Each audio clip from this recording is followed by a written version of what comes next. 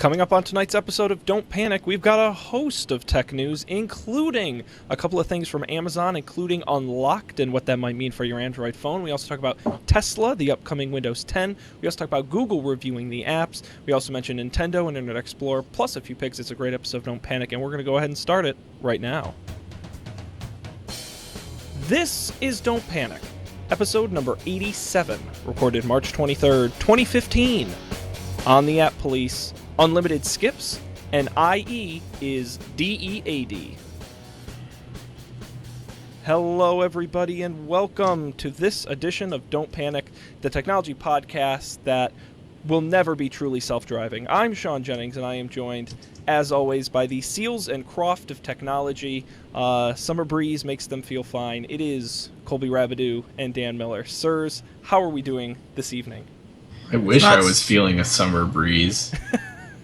Today's breeze was not a breeze, and it was also very cold. What was it? A gust?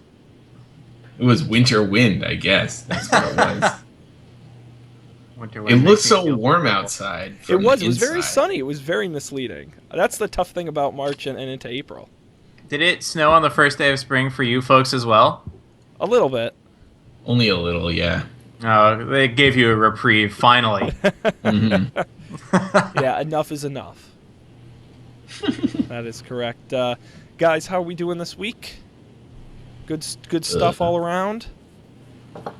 Yeah. I am glad to be talking about fascinating technology news. That's all I can say. Well, fascinating is a maybe a bit of an overpromise, but we'll do our best to... I am glad to be talking about technology news with you fine folks. Oh, Is that more accurate? that's very sweet, Dan. Well, we've got quite a team here, but we've got quite a group of fans out there. We appreciate you guys listening and enjoying the show. You, of course, do that.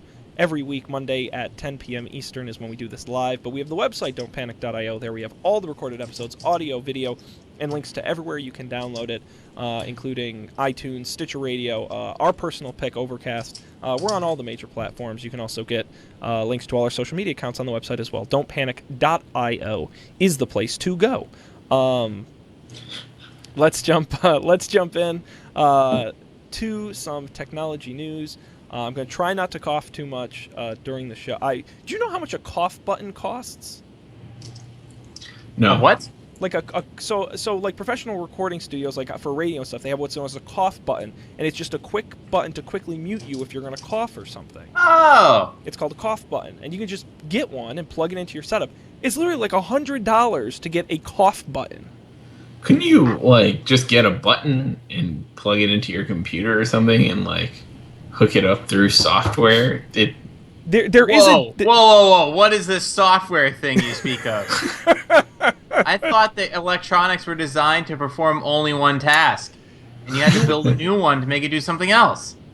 Dan, you have a very good grasp on how technology works. Perfect as a host of this show. There is a DIY. Maybe I'll make that a project for the show and do a DIY cough button, but not tonight. Do it, man. We've got to Build roll it. into the news. Build it out of an Arduino or something. All right. You can program it yourself. I can make it out of maybe balsa wood and hot glue. All right, let's pace ourselves here. Whatever works. We're gonna jump right in and we're gonna talk about Google and Android. Dan picked this before the show to discuss. You're welcome. Yes, so no time wasted. We're jumping right in. We're gonna talk about Android apps. How many times has this happened to you? Someone says, "Oh, Android's better because anyone can put anything on their app store, unlike Apple, who's really selective and picky." Well, it turns out that's not true anymore, or at least kind of. So developers no longer have free reign to just immediately publish apps into the Google Play Store without oversight. They will be manually tested and reviewed to uncover violations and malware. Sometimes it's automated, sometimes it's real people reviewing these, but they will go through this system. It's been in place actually for a couple months, and Google hasn't received any complaints. Now they're just sort of more publicly announcing it. So the bulk of those reviews are handled by the automated system, but a few actually go in front of real people. So the company claims... How come we never heard of anyone's apps getting rejected from Google? I don't know. That was never a story. Do they not do that? And if not, what's the point of having a review process? Sean's like, let me sip my coffee and think about that for Let a me second. ponder this. No, I mean, if I had to, I don't know. I mean, if I had to speculate and guess, I would say Android has a much lower threshold for what is a violation than what Apple's is. My guess would be Google is just looking for things that are bad. Apple is looking for things that conform to Apple, right? Yeah. I mean, I feel like the deal with like iPhone apps, like, I don't know, like no one complains when they're like no one is upset when like a porn app gets rejected from the iPhone, right? Like no one cares, but I feel like the controversial ones with Apple are things that they reject for like software stuff that is not like it's not even clearly bad. It's like bordering on something that is against the rules, quote unquote, but not like not entirely. I don't know, like it's not like malware, but it's also not I don't know. It's like not really bad from a user perspective, but it kind of treads on Apple's rules and those are the weird things. It's like developer things. And that's when you hear about it cuz like the developers get upset about it. I don't know if that made any sense.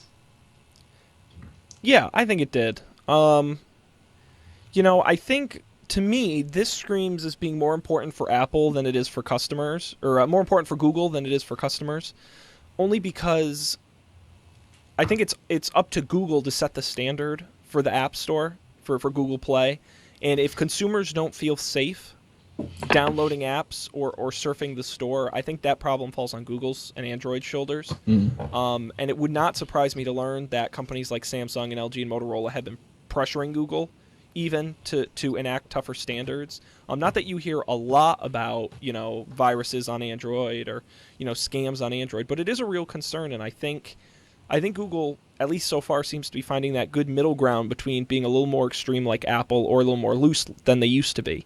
If you're just checking to make sure it doesn't break people's phones or steal their identities, I think A, that's a no-brainer, and B, that's probably the right amount of scrutiny you want to place if you want a truly open platform, or at least a mostly open platform. I had always assumed that there was some sort of automated testing that happened on Google Play. Like they're not going to let you release an app that nukes your phone, but you don't need a human there to tell you that. Right.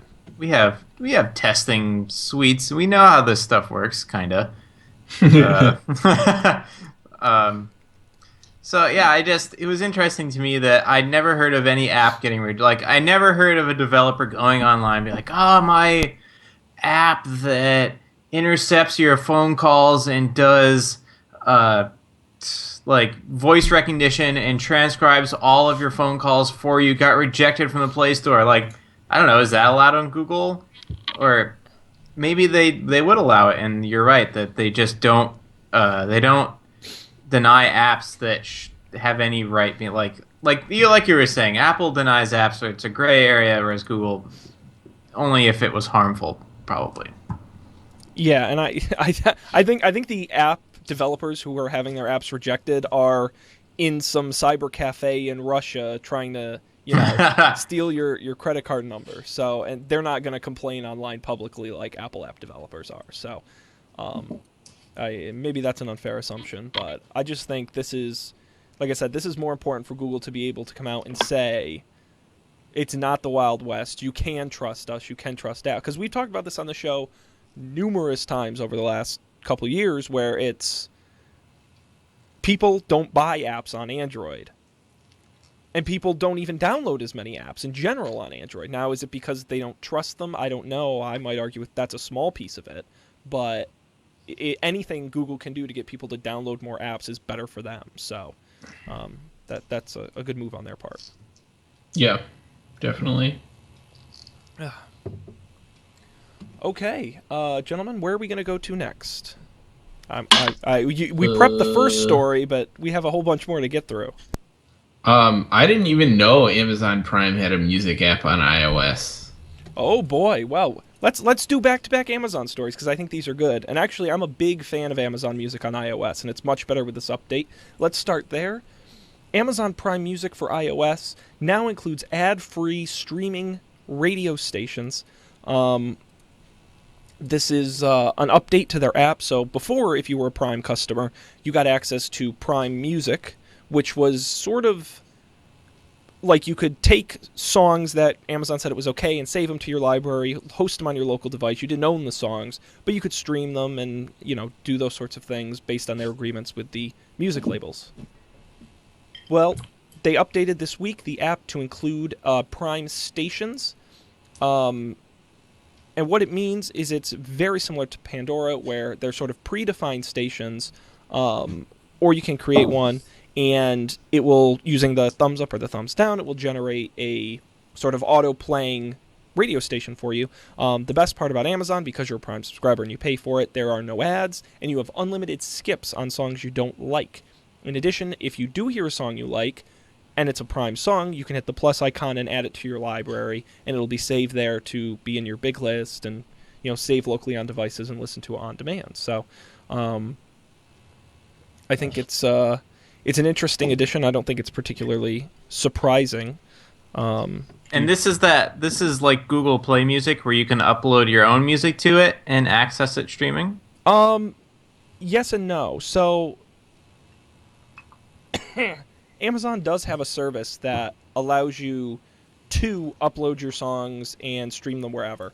It's semi-separate from Prime Music, and there is a separate fee above like 1,000 songs or something like that. That's what's included, which isn't as much. Google Music is like 20,000 or 50,000. It's a lot more. Oh, wow. Yeah, I use Spotify and Google Play Music, but I don't use Google Play Music for the radio stuff, although I hear that's pretty good. I don't really like radio. I guess I do sometimes, but the fact that it has all of my old weird music that only I have, like that weird classical CD I bought in 10th grade in Barnes & Noble or whatever, and I want that specific version because that's the one I remember, I really like Google Play Music. So anyways, you should, if you haven't uploaded all your music to Google Play Music, there's no reason not to. And they have apps, they have an iOS app now that's pretty good. Yeah, I buy not a lot of music, but a decent amount of music. And I buy a lot of CDs that I then get the free digital version of. So I use Prime a lot, and I'm excited for the radio stations only because I'm getting really sick of Pandora. Right. Just being Pandora's so repetitive. They really are, and I do hit the skip limits, and I used to pay them, and I already pay for Prime, and the stations are hypothetically just as good with more.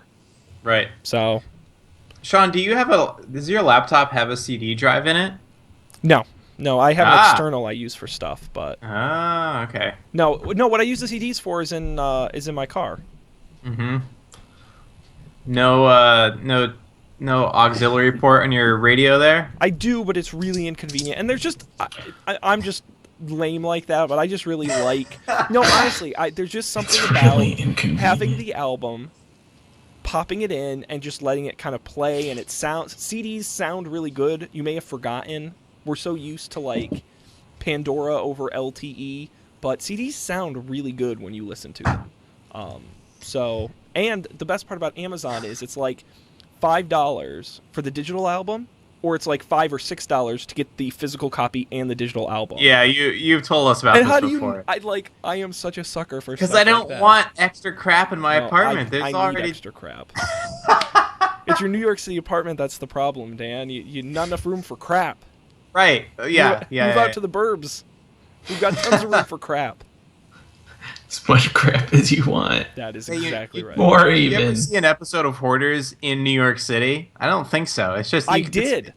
Oh, really? I did. And if you have a chance to see it, by the way, you should. Only because this guy, he had like a little tunnel, like this big, he could crawl through of stuff. It was ridiculous.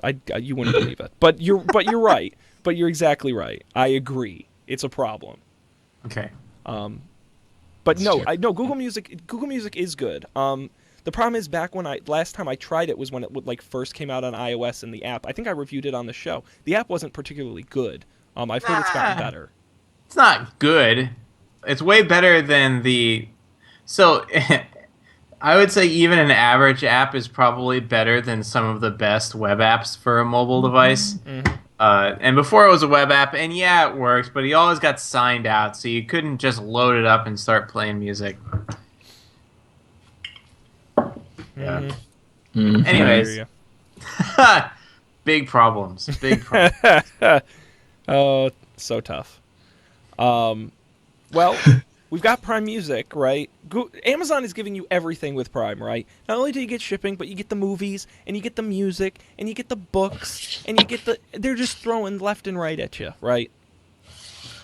How about more bonus on top? Amazon Unlocked.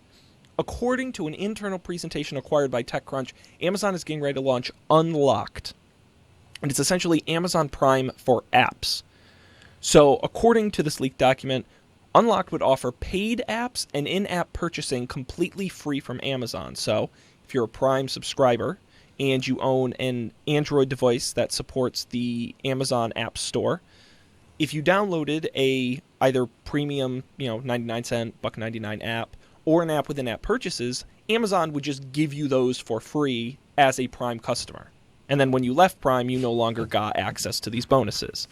So for things, they give examples of apps that may be offered, such as Sonic Dash, which is a game, Monument Valley, Office Suite 8 and PDF Converter app. All of these would include the free pieces. We don't know how it would work exactly yet, when it would launch, how much it would cost, who would be participating. Obviously, this is a leak, so we don't know. But I think it is really interesting, especially for Android and Fire device users. Yeah, that's pretty compelling. I mean, it's not compelling enough for me to get a Fire phone. Would this only be for Fire device users? No, I guess it's not, right? According to what we know from this leak, it doesn't seem it's Fire device only. It's Amazon App Store only. Oh, yeah. Then, oh my gosh, that would be great. But yeah, is there a big in-app purchase culture in Android? I guess there must be, because even more apps are free than on iOS, right? Yeah, I don't know the numbers. It would not surprise me to learn that it is higher. Yeah. Yeah. What concerns me is, now I haven't used Android in a staggeringly long amount of time, but I remember the Amazon App Store being terrible because it was a pain in the ass. It never worked right because it was all workarounds and just a big pain. And I know you guys aren't the best people to ask, but if anyone out there has an experience, they would like to tell Colby's me. better than me. I honestly had never ever used it once, not even once. I didn't even try, not because I didn't want to or had anything against it. The thought just never crossed my mind until now. Well, it was far too late. And it was really great because they gave you the free app every day, and they were like good apps.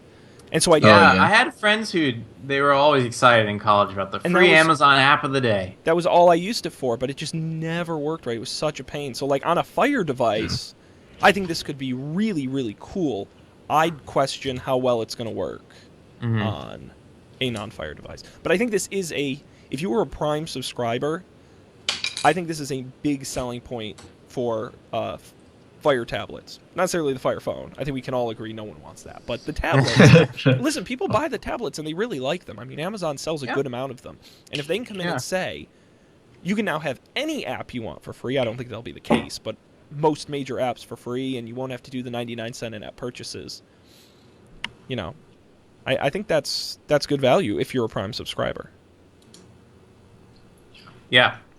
I agree. No, I take advantage of, the Prime streaming is the one that comes to mind. I would never pay Amazon to whatever it comes out to be, some amount of dollars per month for their Prime streaming catalog when I could get Netflix. Because I like the Netflix originals better. Although apparently the Amazon originals are supposed to be pretty good too. I've never watched one. Yeah, there's a pretty good list. But in aggregate, it's of course I will use all these things. And it's guaranteeing that I will not leave that Prime subscription, even if I move to a. Like, I mean, I don't know. If I moved out of the U.S., would I keep it? Maybe. Does it work outside of the U.S.? I Uh, don't know. I know they've been trying to roll it out to more countries. I couldn't tell you which specifically it works in. Yeah, but even the things that it gets you are pretty great.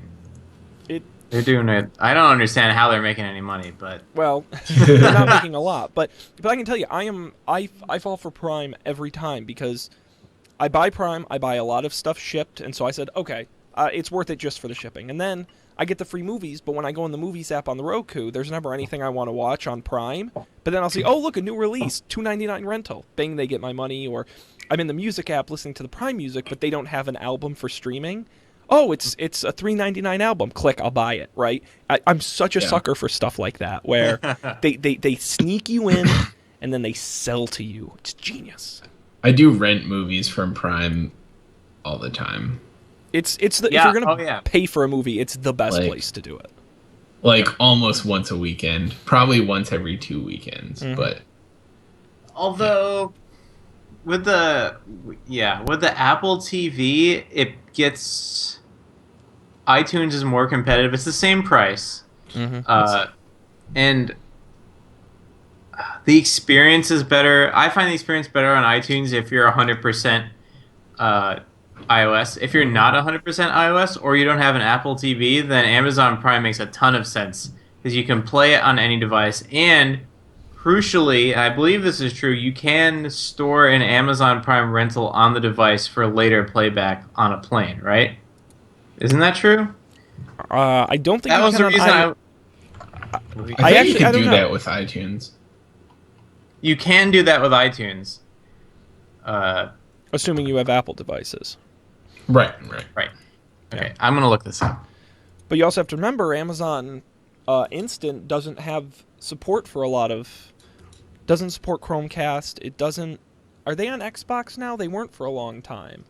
I don't know. All I know is it's on my TV, which is why I use it, because it's convenient. I mean, I guess it's that way with all. I mean, you can rent movies from Google Play and get That's that on true. your Chromecast or your Nexus TV or on your Android phone or tablet.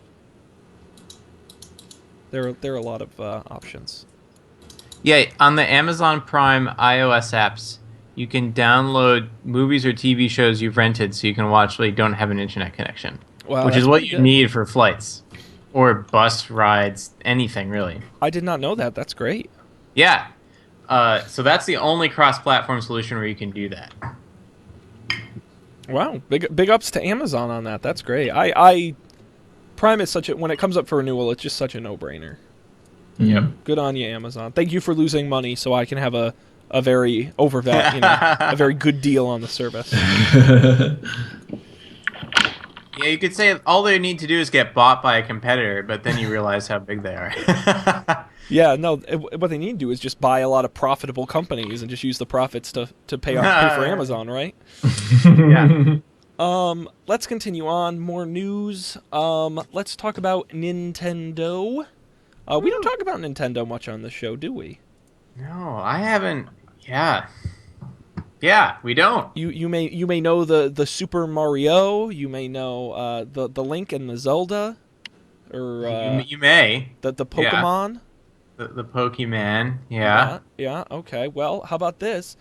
Nintendo announced it's teaming up with a company called D.E.A.D, a Japanese mobile gaming company, to make smartphone games featuring Nintendo characters.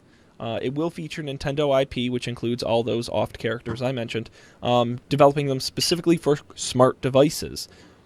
Now, we don't know much of what that exactly means. We do know these will not be ports of existing games. These will be brand new games based on these characters. But we don't know which devices they'll be coming to, when they'll be coming, what they will cost, what they will entail. We just know that they will be cross-platform. They're set to launch in the fall of this year. And there is an investment deal going on between D&A and Nintendo. I was excited about this. I'm glad that Nintendo's doing it, but I would have. Nintendo feels in a lot of ways like the Apple of video games, and I'm surprised that they don't want to control this experience all the way. Like, why aren't they developing new unique games for these platforms. Why are they letting someone else make a possibly terrible game with Mario in it? That doesn't seem like something they want to do. So like, and I don't think that Nintendo. What makes Nintendo cool isn't the fact that it's Mario or Zelda. Like there's like that's not very interesting at all. Frankly, like the Zelda storyline is an incomprehensible web of things that are just glued together after the fact. And Mario is like only cool because the games are so good. So I don't think that just giving someone your IP and letting them make terrible games, it'll probably work out pretty well in the beginning, but long term I don't think this is a good idea. I'm going to disagree. And I don't know anything about this company. Maybe they make amazing games. I don't know. I'm going to disagree slightly in that, I've given Nintendo a lot of crap on this show before. I don't think they're a particularly interesting or innovative or unique company, at least not anymore. They just pump out the same crap. But what interests me about this announcement is two things. One, these are companies, and I have Nintendo bought 10% in the D.E.A.D company, and D.E.A.D bought 1.24% of Nintendo. They own pieces of each other. So it's not some fly-by-night, they just sold the rights to this company and they're going to go off and make games. Short of acquiring them, I think this is the closest they'll be. And who knows, they could acquire them in the future. And actually, I would bet if Nintendo's stock price wasn't as terrible as it is, they might have actually acquired them. So I think that tells me there's a level of trust between these companies. The other thing is, and this is just word of mouth, secondhand, I don't play any of these, but I see online all the time people who have 3DSs and the different versions of that, they love it, and they love the games that are on there. And we give the Wii U crap, and we should, but a lot of the people who do the handheld stuff, they're really excited by these games, and they really like them, and they have fun playing these games. And I think that's why Nintendo gets a little bit of credit from the public, as maybe we should trust them to at least try and do this. And maybe it will blow up, and maybe they will suck. And honestly, Nintendo is in such a bad spot right now, I don't think they have much of a choice. We all know how big mobile gaming is, and on all these smartphones and tablets and PCs and whatever. I don't think Nintendo has a choice. It seems to me they're going about it the right way, and I'm very optimistic that as long as they don't just keep rehashing the same crap over and over and actually come up with some cool new ideas, they could actually do it. That's sort of where I'm at with this. Yeah, I don't know. I'm interested to see what the games are like. I think that's what it comes down to. Like, I could imagine a world where they just come out with, like, really crappy, I don't know, like, the crappiest cell phone games you could think of that are, like, you pay for points and that sort of stuff. And I think that would be pretty unfortunate because I have no interest in playing that. But if they came out with, like, some compelling things that, like, I don't know, people would actually pay money up front for, like, I feel like they do have maybe a little bit of an advantage in that I suspect people would actually pay money for a Nintendo game. Yes. On their phone up front. And so maybe they won't have to do that thing where it's free unless you want to actually play it or something. I don't know. I guess we'll see, though. I'll wait patiently. And this is the part where I like to remind everybody that when the App Store first came out on iOS, Apple was pitching games for $19.99 and $29.99. So I always like to remember that at one point Apple expected us to pay $20 per game. And while I don't think Nintendo gets that, I think you're exactly right. I think they've lowered the expectations recently, where if the games are halfway decent and they don't charge a bundle, I think people will be reasonably satisfied. Yeah. So I think there's I don't know. I mean, like, their brands, I should say, are certainly valuable and people like them. So they sure do.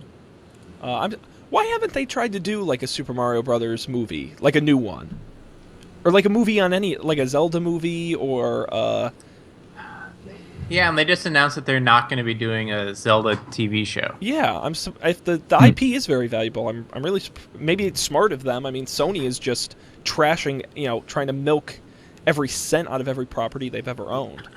But there has to be some sort of story to make a good IP media thing. I think, and there is. Zelda, I think you could get a reasonable You story. you'd have to make it all up. You Well, could yeah. not use. I guess that's okay.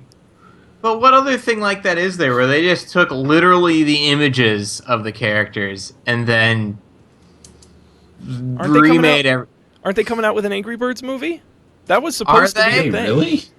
I That swear can't be real. but this was years ago. Maybe it'll never come out, but Good. That's the silliest thing I've ever or heard. they made the Battleship movie with Rihanna. Remember that? And Liam. Yeah, Neeson? I do. I do remember that. Again, all bad examples. I'm not helping my case here of why they should do that. Yeah, maybe you're right. Maybe Nintendo's smarter than I am. That's probably true. We'll leave it at that. You never know. It's an upcoming 2016 Finnish American 3D computer animated action comedy film. Whew! Angry Birds the movie. It's a lot of adjectives there. Yep. Yep, because that. Important to point out that it's Finnish American though. You can't. It couldn't be entirely Finn or entirely American. That would just got to be Finnish American. You got to temper that. The Lego movie. There's a good example. Legos don't have a story. Although I guess that's not the true. same either. No, That's it's the different. plastic bricks. See, Zelda does have a story. It just doesn't make any sense at all. Legos don't have a story, so you can attach whatever you want to that. It would be like someone taking the I don't know. Mega And Bloks. there are very other few visual medias that have a story with them. Like Lord of the Rings, you could take the characters, make up a different story. It wouldn't be Lord of the Rings anymore. It would just be something that's probably inspired by Lord of the Rings. Well, what about now just like other video game movies, like the terrible Jake Gyllenhaal Prince of Persia movie, Tomb Raider with Angelina Jolie. Yeah. Tomb Raider was mildly successful, wasn't it? You wouldn't put that on the super terrible. They have the Assassin's Creed movies coming out in another year or two. Really? Yeah. Okay, That's that actually silly. has a storyline that. But it makes no sense. Sean's not wrong in that it's pretty wacky. I watched Colby play through all of the Assassin's Creed games, so I know it doesn't make any sense at all. I think those games would be way better as movies because the gameplay itself is completely uninteresting, and the storyline when you get it is at least a little bit interesting. But like, I don't know which one it was, but there's one of them where you're just like wandering through this office in between levels, and Yes. you can't run, so you're just sort of plodding along. Yes. That would be awful. way better in a movie where you can progress the dialogue while the characters are walking. And Wow. just so you know, the Tomb Raider movie has 19% on Rotten Tomatoes, so maybe not as good as you're remembering. So if any of you out there can think of a good video game movie adaptation, email us. don'tpanicshow@gmail.com. It's got to be the Mortal Kombat movie, right? Was that Was good? that good? I don't think that's remembered as being It's particularly better good. than the Tomb Raider movie. That's- It's a 33%. That's true. That's fair. Wow. Well, that was a fantastic tangent, and I am thrilled we went along on that ride. I suppose we can talk about more news, unless you want to talk about more video game movies. Well, no, I found the Wikipedia list of all video... of all video games, and I can sort by the highest ranking on Rotten Tomatoes, and the highest ranking go. video game adaptation in a movie. The second highest ranking one we already named early on. Can anyone guess what the second highest ranking video game adaptation of a movie is that we've discussed so far? Was it the bizarre Super Mario Brothers movie from the 80s? No. Nope. I don't Prince know. of Persia. Prince the of second Persia. highest. Wow, that is With not a promising. stunning 36% on Oh Rotten my Tomatoes. That's awful. That movie did And- suck if you haven't seen it. It's terrible. I haven't. All right. It sounds terrible. What's The number one highest ranking video game adaptation made into a movie on Rotten Tomatoes is Final Fantasy The Spirits Within, the 2001 film, completely animated, with a 44% on Rotten Tomatoes. Also not incredible. Wow. Also, almost 50. Let's see. The lowest ranking one that you've heard of, there's a bunch here that I haven't heard of, would probably be Silent Hill, the movie, 2012, a 5% on Rotten Tomatoes. That's probably, yeah. Wow. Well, just think, although I don't know, they've been talking about making a Halo movie. They're definitely making a World of Warcraft movie. Yep. So we've got a lot of them coming up. I'm waiting for the Call of Duty movie, which really would just be a war movie, but I'd probably see it. That's true. Just people shooting and blowing up stuff, and The storyline in Call of Duty, some of the Call of Duty games have been really good. I would rather see a movie of some of those than play those games. Yeah, I feel like was it? I'm not sure. I think Modern Warfare 2, I think, was the first. Like, that was the first one where they really started doing those, like, semi-interactive cutscenes and things, and I thought that was pretty compelling. Yeah, I enjoyed that game a lot.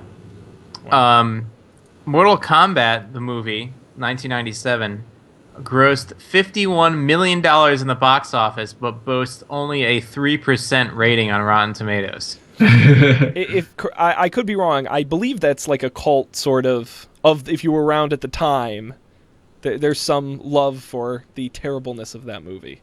Could be. Super Mario Brothers, the movie, has 16%. That's pretty good given that's a the messed up movie. And then the show, the Super Mario Brothers Super Show they did. Oh, God, that was terrible. I don't want to know. Oh my God.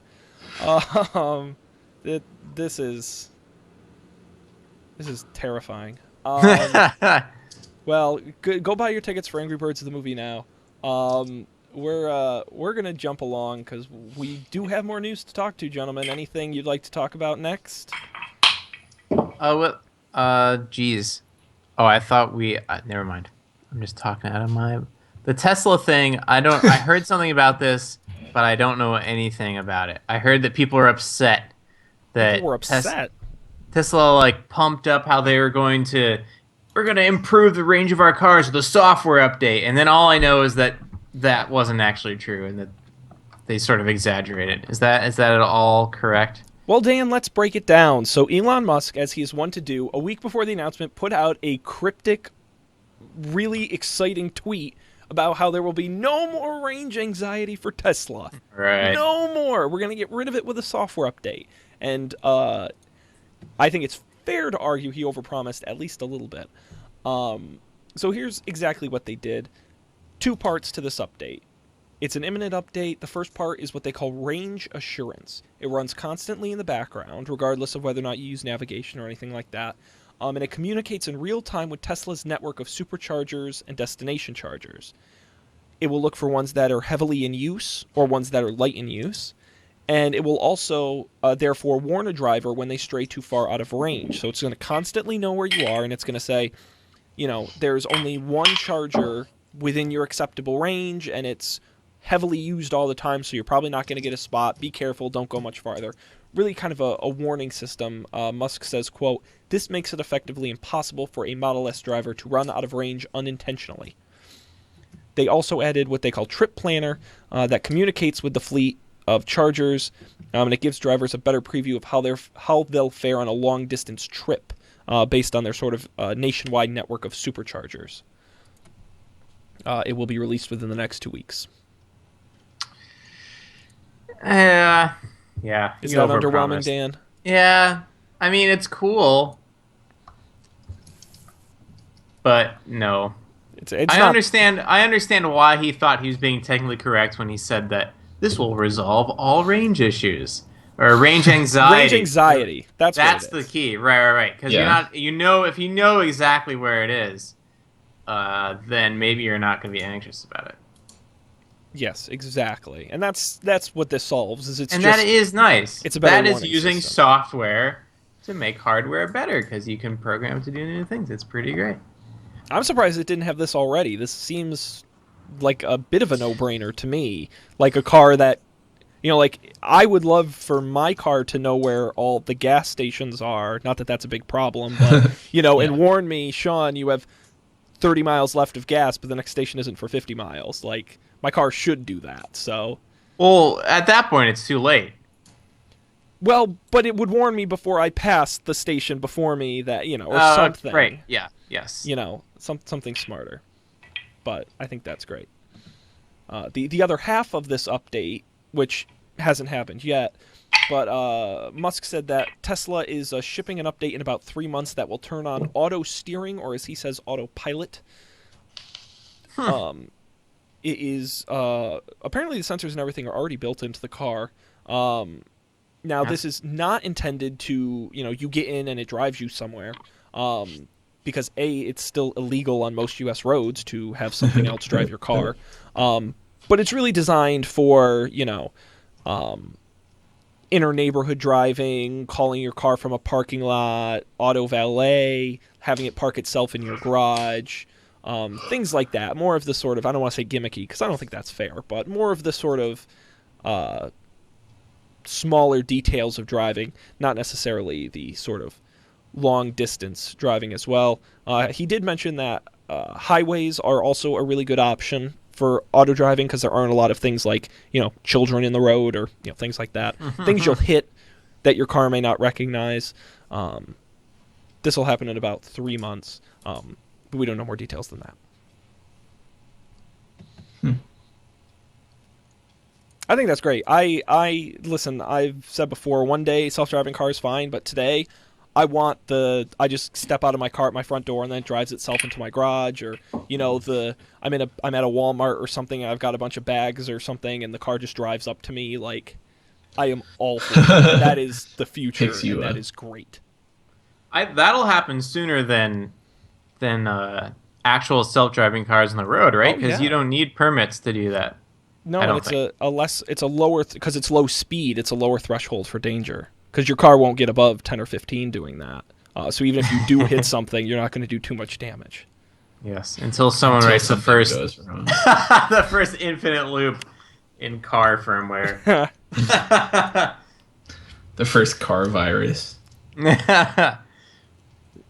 Colby, we want this to happen. Be quiet. Yeah, exactly. Don't remind people. Your car just veers itself off. How great would it be when car thieves can just tell the car to drive it to the thief? They don't even have to leave their own home to steal your car. It's genius. Right. Wow. It's a good idea. I think we should learn everything we possibly can about self-driving cars and car computers now, so when it's our thing, then we can really cash in on the car thieving business. I saw some kid on 60 Minutes, they did a story on this, and a kid, he and his dad went to Radio Shack before they were bankrupt and bought $30 worth of parts, and he was able to hack into his dad's car and turn it on remotely and do all this shit. And apparently it's not hard. Apparently a 9-year-old can do it. So I trust you two engineers can hopefully handle it. Myself, it's forget about it. But the 9-year-old's got a leg up on me. We have time for one more story. We can talk about HTC Advantage, the possible end of Internet Explorer, or Windows 10 coming this summer. I feel like we already talked about Internet Explorer, so we shouldn't talk about that again. Okay. Well, we can quickly talk about Windows 10. Microsoft announced, to a surprise of a lot of people, because insiders are shocked that it will be ready that soon, but Windows 10 is to launch this summer in 190 countries. There isn't an exact date, but Terry Myerson is quoted as saying,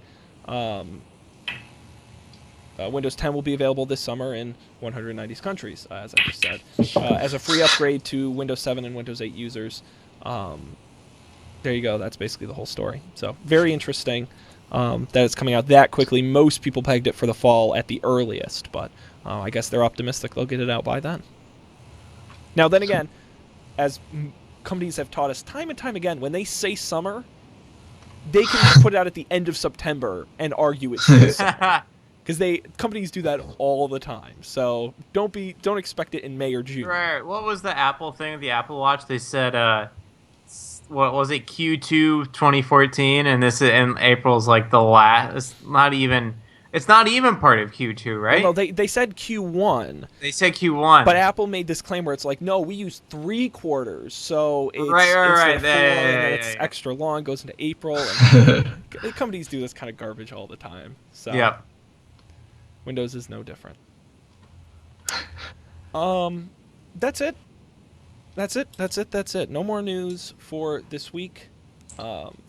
we're going to move on to our picks, and I'm excited because I think we've got some good stuff. I'm familiar with Colby's, who we're going to have go first, I think, who's going to talk about Blue Apron. Yeah, so did you pick this before, Sean? No, I have not. Specifically, I have not. And actually, I've been wanting to find somebody who's tried it because I'm really curious about it. Okay, yeah. So I just got my first shipment last week. Oh yeah. So for people who don't know, Blue Apron is one of those things that does they'll ship you a package once a week of like ingredients and recipes for meals to cook for the week. So they send us, I don't know, I just got the first one last week, but every Thursday they send us a box, and that box has like portioned out ingredients for 3 recipes that you can make for the week.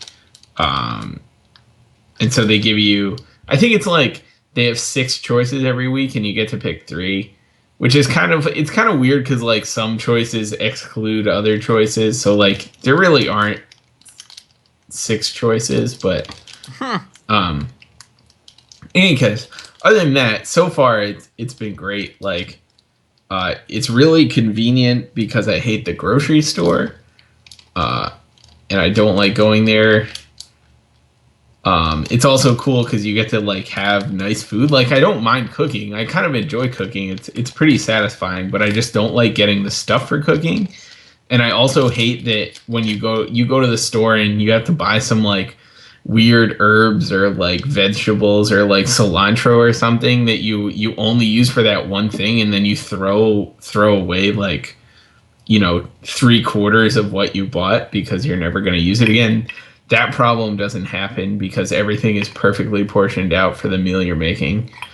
And the other thing is that like it's a surprisingly solid amount of food. Like I was expecting it to be like, you know, enough food for 2 people, quote unquote, but like it's actually enough for 2 people with like food left over at the end. So both we cooked 2 of the first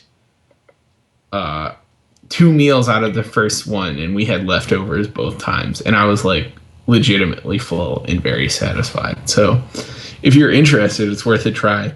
I think it's $60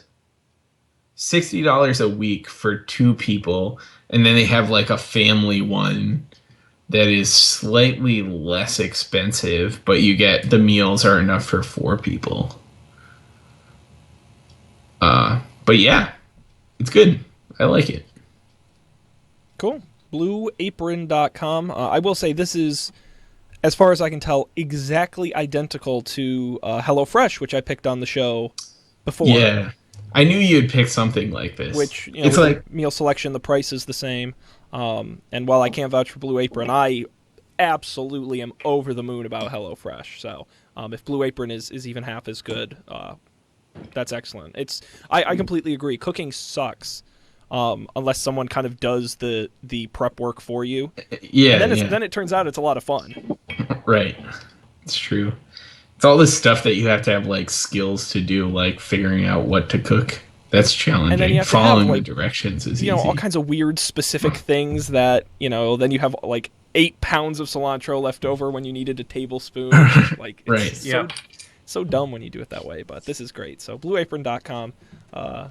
Does it provide everything you need, or does it leave like a lot of the services like this I've tried? They'll leave cilantro out. Like, oh, just go, you know, we provide you this, but you know, go get some cilantro.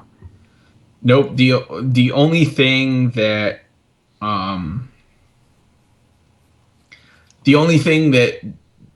they ever suggest putting in that wasn't in the package is like salt and pepper. Oh, cool. But wow, it's literally everything else, or salt and pepper and like olive oil or something. Butter, or butter I know, is another one that they usually don't give, but oh sure, okay, just about which everything else I think is acceptable. Yep. But like, yeah, it's pretty cool. Cool. All right, very good. Now that we've had dinner, how about a little after dinner drink? We're going to continue on with Dan Miller, who's going to tell us about a service I want right now, which is mini bar delivery. Yeah, so if you're like me and you're starting to get into making cocktails, you'll often find you want to make a cocktail, but you don't have this liqueur or this liquor or this bitter. And it's often a pain to find it because you walk into any liquor store, it's not guaranteed that they'll have the specific one you're looking for, so you have to go all Especially around. bitters. Especially Such a bitters, shame. because you don't even know if they're allowed to carry it depending on what state you live in. If alcohol stores can't sell non-alcohol, so you have to go to 2 different places to get the thing. It's crazy. So to solve that problem, go to minibardelivery.com. It's sort of a seamless for liquor and cocktail mixing ingredients. It's fantastic. They partner with local liquor stores in your area, and they deliver the stuff that you need right to your door. They haven't had all the things I've looked for, and I've only used it once, but it was really seamless experience. It's an app. I recommend using the app. I did the mobile web, and it again kind of clunky. But they have apps for iOS and Android. You sort of add things to your cart. It knows which liquor store is closest to you and what their inventory is, and then someone shows up at your door with the booze that you need. This is especially good if you're doing entertaining and you realize, I don't have that one thing. That is minibardelivery.com. Nice. 30 to 60-minute deliveries, too. Super fast. I was disappointed to see they're not in Boston yet. What? Really? Yeah. I think you'll have to write them an angry letter. Mm-hmm. It's too Strongly bad you don't worded. live in New York City, Chicago, Miami, Brooklyn, Hoboken, or the Hamptons. Oh, wait, there's one. Yeah. Never mind. I thought I was only Ithaca. They're in reading one Ithaca. column. Yeah. That's specific. I guess what do you do in Ithaca but drink? And Silicon Valley, whatever that means. Wow. Because that's definitely a place. Yeah. So we've had dinner, we've had drinks, and now, because I'm trying to keep a theme going here, you want to take pictures of you Of all your guests passed out on the floor? Exactly, and you want to make fun photo collages. I took this out of the news because it's my pick, but today actually Instagram announced a brand new app. So they have Instagram, they have Hyperlapse, and now they have a new app called Layout. And it's essentially a photo collage app. Now there are 100 of these on the App Store that all do the same thing, and some are good and some suck, and most have in-app purchases. On Instagram, I guess said we can do it better. So let me put up on screen here what it looks like. It is available for free for iOS currently, and they say Android is coming. You can get it for free. Let's take a look here. So here's what it looks like. It just kind of starts. You've just got your grid of all your photos.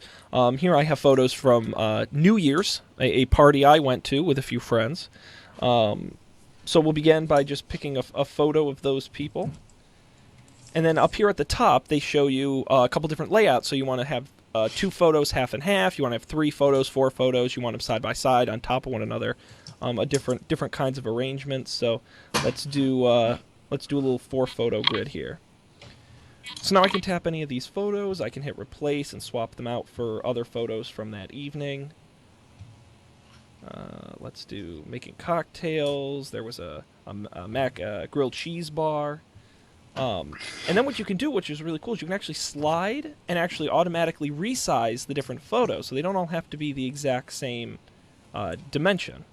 So you can kind of tweak and adjust as you see fit, so you want to make one thing bigger than the other. You can also mirror and flip them, so if you kind of want a different angle, you can rotate and adjust them. A lot of options. It's really easy and clean and super fast to use.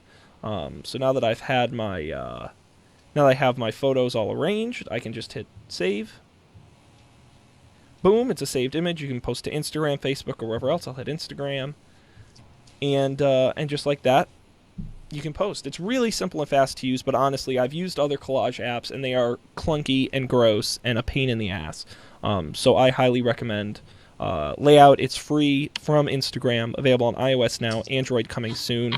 Why use the rest when you can get the best? So that's Layout. I'll post this photo right now. Let's see. New Year's memories! Exclamation point. Sure. There you go. Beautiful. Very good. And that's my pick. Hey, that's me. You're so observant, Dan. This is I why we want have to you see. here. Very good. Well, gentlemen, we're all done. Woo! Really? I know it is hard to believe. It seems like we Whoa. just started, but an hour later we have concluded. Is there anything you gentlemen would like to tell the world before we conclude this evening's show? No. Stay safe. Yes. Stay safe from all of the bands of zombies Keep it real. Right. roaming the wild side. Yep. I would like to take this opportunity to let everyone know out there, we have a sister show on the network, the Goldilocks Zone. I apologize, I'm sick if you couldn't tell, so we didn't do a show last week. I promise we're going to do one tomorrow night. Our last two episodes on the 2006 presidential primaries I thought were great episodes, really interesting. We looked at all the contenders. Who's going to... On the 2006 presidential primaries? 2016. Oh, okay. I would really want to watch a show you two talk about the 2000... What would it have been? 2004 presidential Or primaries. 8, yeah. No, go back before you were really engaged and put yourself back in that mindset. Don't tell Matt that, because he'll want to do Van Buren or something. He'll be like, William Tyler versus Van Buren or something, and he'll school me in that. So don't I hope he's not listening. But go ahead. Are you guys done with it? Did you you might have said this and I just totally glossed over it, but are you done with the presidential stuff? Are you doing something new, or is there more to come on that? So we did 2 episodes, one on Republicans, the last one was on Democrats. We're done for now. We'll probably revisit it in another couple months. Cool. We did our fantasy draft, so we each took 3 candidates. Right. And we're going to see whose candidates get the farthest. I put a lot of weight on Hillary Clinton. A little presumptive, but if she fails, she's going to fail big, and it's going to really hurt me. So I don't know. You're going to have to tune in and find out. This week's show, unless we change it, is going to be on breakfast foods. So we're going to do rapid fire, nice. Your favorites. I'm telling you, Pop-Tarts are terribly overrated. They suck. Pop-Tarts aren't very good. It's a controversial opinion. People get upset when I say that. But I'm going to put my foot down on this one. They're not... Toaster strudels are where it's at. Oh, yeah, that's true. I mean, toaster strudels are like the Apple computer of Pop-Tarts. Yeah, breakfast, and Pop-Tarts is toaster Windows. pastries. You're exactly right. Pop-Tarts are I was the thinking Legos versus Kinects. Yes. I feel like no one cares about toaster strudels, but they might be cooler. But all anyone knows about is Pop-Tarts, Legos. That is a very apt comparison. You'll get insightful thoughts like that on this week's show. GoldilocksShow.com is the website, or at Goldilocks Show on Twitter. And you can hear us rant and rave about bacon and muffins and oatmeal. I hope it'll be interesting. We'll find out.